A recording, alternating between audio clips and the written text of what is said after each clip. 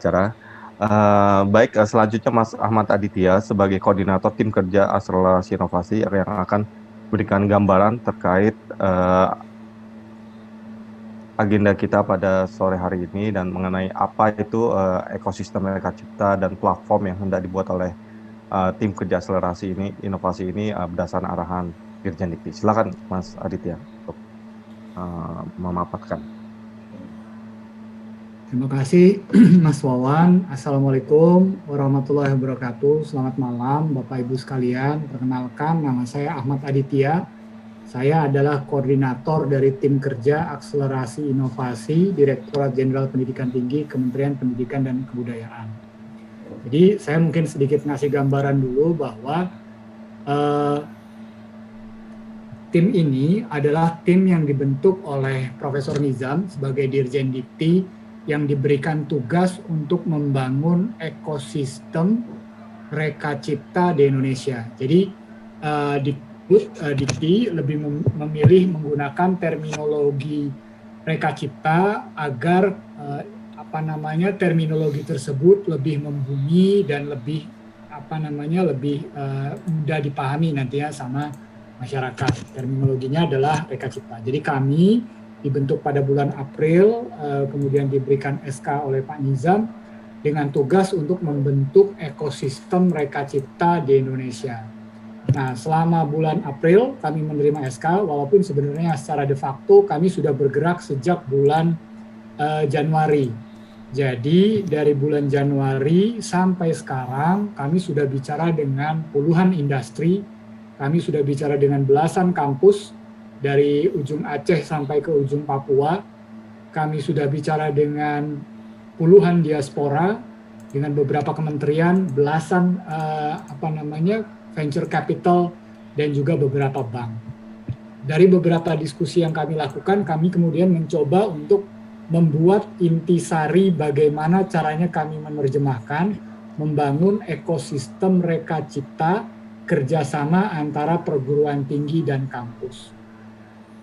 Saya akan coba share hasil presentasinya. Kelihatan ya layar saya? Kelihatan, Pak. Jadi apa sih sebenarnya latar belakang dari dibentuknya tim kerja akselerasi inovasi dan upaya membangun ekosistem Mereka Cipta tersebut? Salah satu dasar pertimbangan kenapa kemudian dibentuk tim kerja akselerasi inovasi dan upaya membentuk ekosistem Mereka Cipta ini, salah satunya kita melihat momentum COVID. Jika COVID terjadi, dalam beberapa bulan saja sudah ada ratusan inovasi yang terkait dengan upaya menjawab tantangan pandemi COVID. Jadi dalam waktu yang sangat singkat, kampus bisa merespon bagaimana caranya memberikan solusi langsung kepada masyarakat terkait dengan efek pandemi COVID. Nah, dari situ kemudian kita melihat sesuai dengan yang disampaikan Pak Jokowi, bagaimana kemudian setiap kita bisa quote and quote membajak pandemi COVID ini untuk kemudian ada nilai tambah yang diberikan. Nah, Dikti sesuai dengan tupoksinya dan sesuai dengan otoritasnya, itu menerjemahkan, membajak COVID ini dengan mendorong semakin masifnya kerjasama antara industri dan perguruan tinggi di Indonesia. Jadi, adanya momentum COVID tersebut adalah salah satu pemantik agar kita mau membangun ekosistem Mereka Cipta di Indonesia. Nah, bagaimana kemudian kita menerjemahkan ekosistem Mereka Cipta di Indonesia tersebut? Kita menerjemahkannya setelah kita berdiskusi dengan banyak orang sejak bulan Januari sampai sekarang, kita menerjemahkannya menjadi 5 item ini. Nah, setelah kami berdiskusi dengan industri, berdiskusi dengan perguruan tinggi, kami berdiskusi dengan banyak komunitas masyarakat, dengan berbagai macam kelompok, kita melihat salah satu kendala utama, bottleneck dari adanya kerjasama industri dan perguruan tinggi di Indonesia adalah tidak adanya medium, tidak adanya ruang yang mendorong adanya komunikasi antara industri sama perguruan tinggi. Kalaupun ada ruang komunikasi atau diskusi atau kolaborasi antara industri dan perguruan tinggi, itu hanya melibatkan beberapa kampus-kampus saja. Nah, kalau misalnya kita bicara kampus-kampus yang ada di luar Jawa aja, kita sedikit jalan ke arah Lampung misalnya, ruang komunikasi tadi, kolaborasi tadi masih sangat minim gitu terjadi di beberapa kampus-kampus yang ada di Indonesia. Nah, harapannya dengan adanya platform tadi, dengan adanya medium tadi, dengan adanya marketplace tadi, maka ruang kerjasama tadi, ruang komunikasi tadi, ruang network tadi yang mungkin sekarang hanya dimiliki oleh beberapa kampus, kemewahan-kemewahan masuk ke dalam link-link industri tersebut hanya dimiliki oleh beberapa kampus. Harapannya dengan ada platform yang mendudukkan antara perguruan tinggi dan industri dalam satu ruang bersama, maka impact-nya itu ada dua. Yang pertama, akses yang adil. Kalau adanya ruang tadi di dalam satu platform, kita taruh semuanya duduk bersama di situ, maka kampus dari ujung Aceh sampai ke ujung Papua, mau dia akreditasinya A, akreditasinya B, akreditasinya C, akreditasinya D, akan punya kesempatan yang sama untuk menawarkan produk reka cipta terbaiknya untuk menjawab permasalahan masyarakat dan berkolaborasi dengan industri. Jadi aksesnya akan adil, semua akan punya akses yang sama untuk menawarkan hasil reka ciptanya ke pihak industri. Itu yang pertama. Yang kedua adalah sekarang ini setelah kita berdialog dengan banyak industri dan banyak kampus, kita menemukan ternyata bahwa memang terkadang industri itu punya preferensi untuk bekerja sama dengan kampus yang itu-itu aja. Mungkin hanya dengan 3, 4, ataupun 5 kampus saja preferensinya. Nah, itu yang membuat ruang kolaborasi tadi antara kampus dan juga industri itu kadang tidak inklusif gitu, yang membuat akhirnya perguruan tinggi berpikiran bahwa saya tidak punya kompetitor nih, industri X pasti kerjasama dengan saya dari tahun ke tahun. Tapi kalau misalnya ruang itu dibuka secara luas, maka si kampus A akan punya kompetitor seluruh kampus yang ada di Indonesia.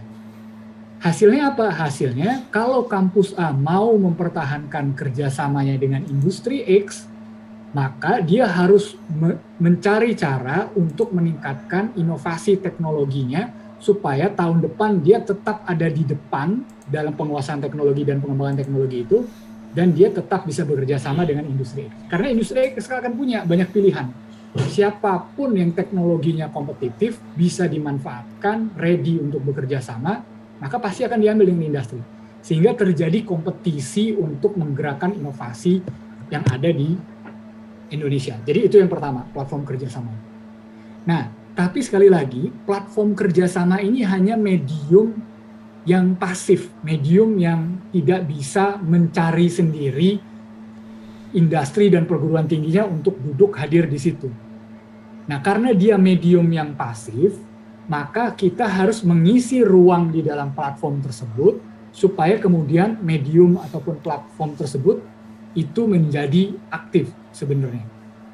Nah, itu yang perlu diisi. Nah, sehingga ketika ada platformnya, apa sih next step-nya? Next step-nya adalah perlu diisi platform tadi dengan database inovasi atau inovator, inventor yang ada di kampus-kampus. Nah, kalau misalnya selama ini mungkin ada perpustakaan yang ada hasil penelitian yang sangat keren, sangat bagus, dengan latar belakang teori yang bisa memecahkan banyak permasalahan di masyarakat, cuman dia ada di kampus, let's say misalnya ada di kampus di Kuningan misalnya, belum tentu semua industri bisa punya akses untuk melihat hasil-hasil riset terbaik di kampus-kampus yang ada di perpustakaan-perpustakaan tadi. Nah, sehingga kemudian platform tadi coba kita isi dengan database inventor-inventor yang ada di kampus-kampus. Ketika data invensi tadi ditaruh di dalam platform Kedai Reka, kita namakan platformnya Kedai Reka, kalau misalnya kita taruh di dalam platform Kedai Reka, maka setidaknya dia punya peluang untuk bisa dilihat oleh industri, sehingga kemudian potensi untuk membuat kerjasamanya itu bisa jadi lebih besar.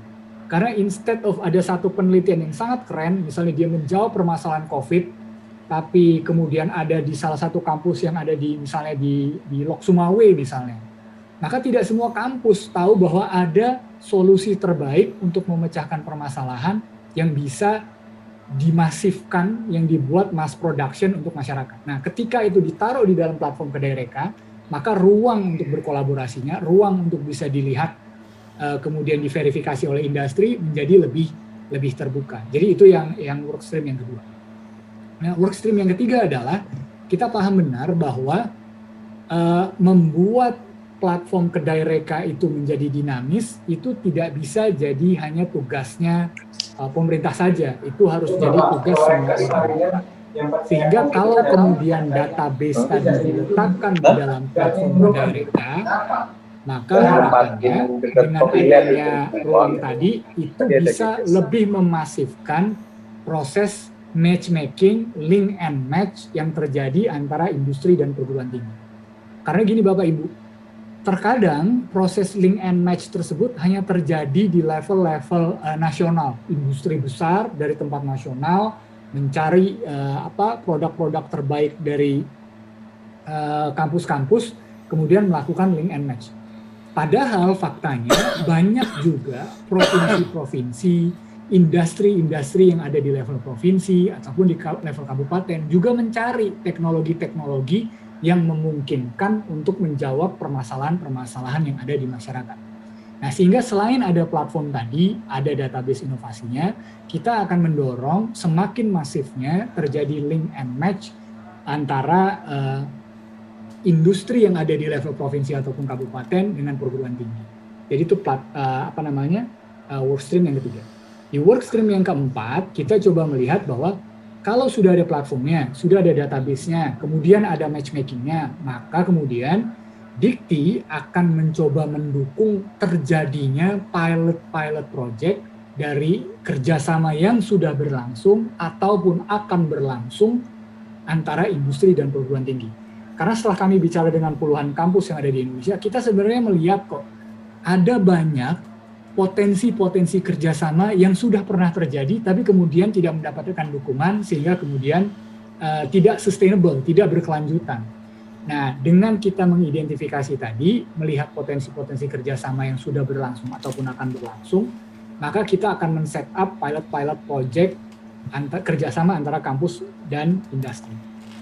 Yang terakhir adalah workstream-nya, kita melihat bahwa ini bukan hanya jadi tugasnya pemerintah, tugasnya perguruan tinggi, tugasnya industri, ini harus jadi tugas semua orang.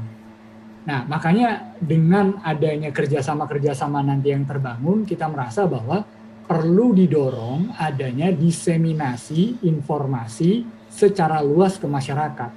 Sehingga apa? Yang terjadi adalah nanti akan ada awareness, kesadaran bagaimana caranya kita mencoba semaksimal mungkin dengan berbagai macam peran yang kita miliki untuk membangun ekosistem Reka Cipta yang ada di Indonesia. Nah, jadi kita menerjemahkan membangun ekosistem Reka Cipta itu melalui 5 workstream. Nah, ini hanya rangkaian aja tadi dari yang kita buat. Jadi kita mengidentifikasi setidaknya ada 5 pemangku kepentingan yang harus dilibatkan dalam upaya membangun ekosistem Reka Cipta di Indonesia, yaitu pemerintah, perguruan tinggi, industri, komunitas atau masyarakat, dan yang ketiga adalah media. Nah, kurang lebih gambarannya itu akan seperti ini, di mana semua pihak akan terlibat untuk membangun ekosistem Reka Cipta yang ada di Indonesia. Nah, ini tadi gambarannya aja. Jadi kalau misalnya ini platformnya ini namanya Kedai Reka, itu nanti bisnis prosesnya bisa datang dari 2 arah.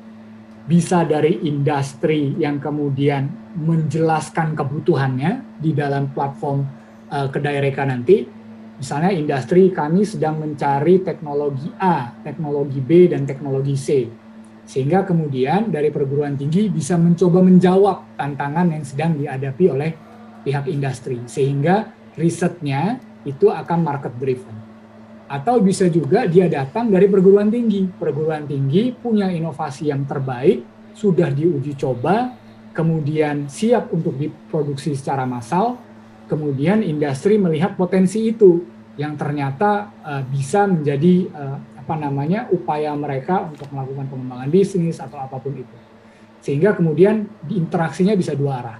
Apakah kemudian inovasinya harus di TRL yang tinggi, yang kemudian dia ready untuk kerja mass production? Sekarang kita masih buka, jenis inovasinya terbuka untuk apapun.